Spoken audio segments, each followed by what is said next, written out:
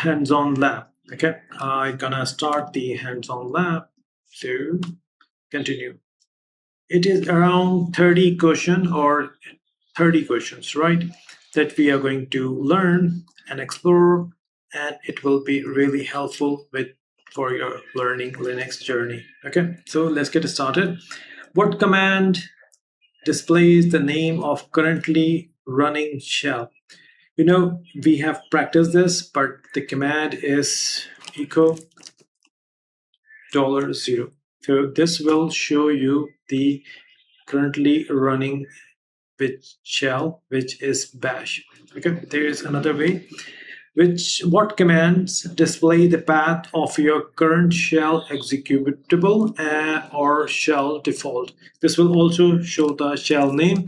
So we can use dollar and shell. Okay, so you and I on the same page, and you can see the command is echo shell is displayed the shell executable, which is available on bin bash, and it's our bash, which is our default shell. Third one, if you are using bash, which command shows you which version is installed? So if you are using bash, you can just use bash -- version. It will, oh, sorry, I put a semicolon. I'm gonna press this one, or here we are. I just added a colon apostrophe over here. That's why it was not working. Okay, bash version. So it shows you which version of bash installed using this command. Okay, now move to the next. Which file contains a list of all available shells on your Linux system? Okay, and how could you display that file content? Okay, simply. So there is, using the cat command, we can display the content of the file, and it's etc and shells. Remember to add s at the end. It's shells, right? So etc shells contains information about all available shells in my machine. We have a Bourne shell, Born Again shell, Bash shell, R bash. There are a couple of versions. So this is how we can check this command. Question number 5. How would you review your current prompt configuration? Okay, so the current prompt configuration, this is our current prompt, and to view this information I can use echo $ps1. okay, so if I will run this command, it will show me the current configuration of this prompt. This is all coming using this command. It's very interesting, but we will explore this later. But simply this information from here, it is showing you the username, current username, host name, and current working directory, /w working directory, working username, host name. This is how it's working. Then this is about the color combination of the prompt and all the other stuff, current directory. These are all configured in this one. So here we are. Okay, the next one is how can you view the name of your current shell? What is the name of your current shell process, right? Using the ps command. Using the ps, we can type ps-p $, and this will show you the current shell command. We are using the bash shell, and process ID, this one, terminal type this one, and the time it took to start its running is 00. All right, the next question is, what command would you use to display the content of a file? Okay, to display the content of a file, let's say ls, we have some file, and we can use the cat command, right? Cat file.txt. There is no content available in the command. I can create a content like this one. Okay, latest news something, file underscore last.txt, and I can use cat file underscore last, and here we are, news, latest news. So this is the way we can view the content of a file. We move to the next question. How would you temporarily change your prompt to display the current time before each command? Oh, that's the interesting one. First of all, we know that. Let me press Control L and echo $PS1. This is the command. What we gonna do, we are going to make a temporary change. First, I am going to copy this. I am going to open the notepad. Okay. So I am going to open the notepad and I'm going to paste this one over here. And to successfully implement this, I need to export the command. So the command I will write, it will be export. Okay. And what we are going to export, PS1, and in the PS1 we will just put double quotes over here. Then we will put backslash, then dash t, and if you want to add the working directory, then you can just add w backslash w.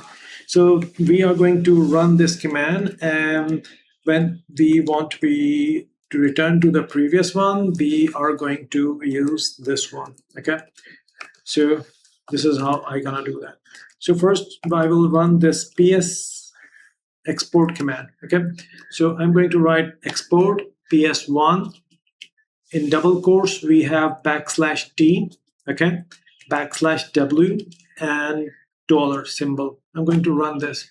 So you can see it's now converted to the default time in my machine. Okay, 51 past 15. And if I would like to get back to the older one, the previous, I'm going to export this again. Okay, so export ps1 equals to with the previous shell. Now I am back to this environment. Hope this gives you a good knowledge to handle this. The change I did was temporary. If you even don't change it, when you restart the terminal, it will change. If you are looking for a permanent change, then there is a file. This is called bash rc. Okay, .bash rc, and you need to change in this file. So this change will be the permanent change. Okay, you can see this part of the code over here, and you can do this if you are just going to disable this. I think this is over here, this part, and with the if information. Okay, so this one. So you can, if you know how to use the VI editor, which we will discuss later on, you can handle this, right? This is very handy. Just take a backup before doing any change, like just comment out this or write the new command, and this is how you're gonna handle it. So this was just a tip, and I know you and I not gonna do that for now. Otherwise, it will be confusing especially for the beginners. Question number 9. What commands takes you to your home directory from anywhere? We know cd will take cd tilt will take me to the home directory. Next, what special command argument allows you to toggle back to your previous directory? If I know it's cd dash, and we did some practice like cd at c, and if I'm going to press cd dash, I will be back into my home directory. But this is how it works. How can you navigate to the @c directory immediately? Return to the previous one. We just performed this. I think we don't need to go with this. What absolute path would you use to navigate the directory containing the system log? So system log is available inside the var and log folder. And if I'm going to ls-l, it will show I have a syslog file over here. And if I want to see the syslog file, I can just use the cat command, and it is going to show me the content of syslog. Question number 13. What does the tilde symbol represent my home directory? Okay, always remember tilde here represents the home directory. What is the difference between absolute path and the relative path? We know absolute path always start with the slash. So if I am going to back to my home directory, cd and slash, so to move inside of this, I will be using cd projects, right? So this is the way, this is the relative path. If I would like to move as a, I'm back again, and ls again over here. If I would like to use this, then I need to provide like go to my home directory, then this, then projects, right? So this is how you're gonna use this. Otherwise, the absolute path always start with the /. Anything etc var, these are all located at the absolute path. Okay, so remember, absolute path always start with the /, and the relative path just directly start with the directory name. Question number 15. If you are currently in the usr directory, okay, what relative path will you use to navigate to USR, share, and doc?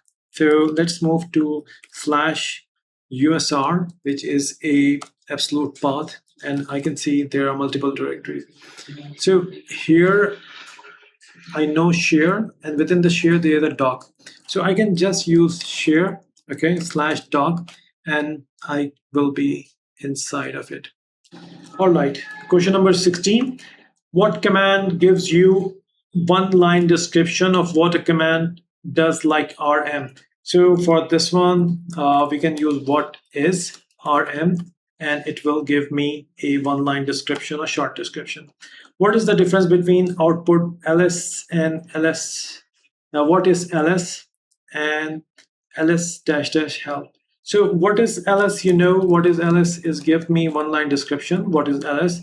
And if I'm going to press ls -- help, it will give me a detail about the ls command. Okay, so I hope that makes sense. -- help gives you detailed usage instruction with all the options available. Question number 18.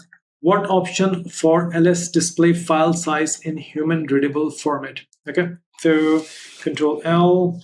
I am going to cd cd ls. I think, oh, let's move to home directory. Cd, I think here are a couple of files. So ls file size. Okay, so we need to provide the file size in human readable format. For this one, S and H. This will give me files information in human readable format. Okay, so H is basically file, and the sizes in human readable format as well. Okay, so you can use LAH as well, but you can see this will just include the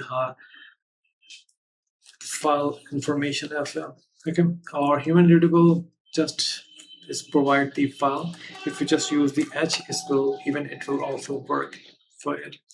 Now move the next question. Once inside a man page, how you can search for the word sort? Okay, so search word sort. So I'm going inside the man ls. Okay, here I am pressing the /, and inside just typing sort. Sort give me all options over here. I can navigate between these all where sort is available, and it's highlighting by pressing the N letter.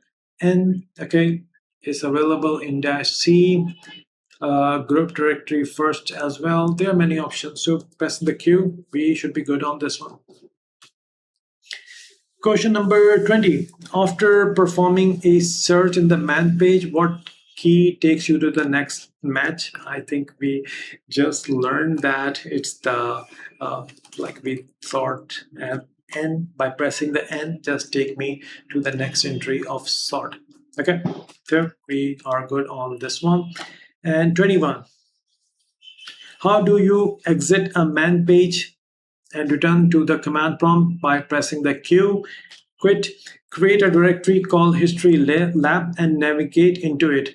What command did you use? So how we can move this? Mkdir history underscore lab I can use, and then I can use cd and history lab. So instead, if you remember, I can just use not dollar, and this will take me inside the history lab because this is means the last argument. Okay, but I am just running forward maybe. So, okay, let's create three multiple files. The basic way is touch file one, okay, .txt, touch file two, .txt, or you can use multiple files by using just touch command. File 3.txt, file 4.txt, anything, file 5.txt. Multiple files you can create instantly using the touch command. Okay, how can you make the backup of file1.txt? Name file1 backup, this one. We can use the copy command ls this one, and I can use file1.txt, file1, okay, file1 underscore backup dot txt. This is the way we can create the backup. Now file1 is the original file, this is the backup file. Okay, let's move to question number 25. Rename file2 dot to file2 underscore rename dot txt. So there is a file2 that we created and we need to rename this. So how we can do this? Using the mv command.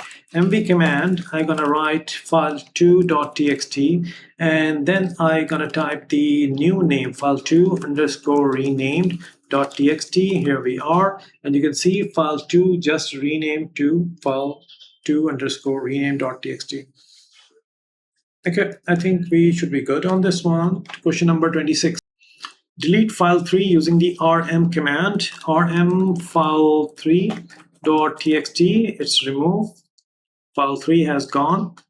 Question number 27. What does not dollar represent in the shell? We know not dollar represent the last argument that we have just seen over here when we done the mkdir history lab and just navigate inside of it quickly. Okay, if you just create the mkdir project's important data, how we navigate that directory using the cddir? We know that I'm gonna use this one.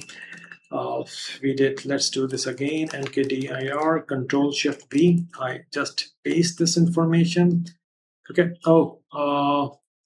Where I am. So I tried to make multiple directories and it stopped. So I should use /p over here. So it will create the chain of directory. So I have done this. Now I can use the cd not dollar, and I will go inside of it. Now my location is this, right? pwd, this inside this. And so just want to show you how this works. 29. Oh, 29 and 30 comes at once, so don't worry about it. What command shows you the last 10 commands from the history? I know history 10 will show me last history command. And what does, if I press not over here, it will just repeat the last command I did, okay, which was the history command.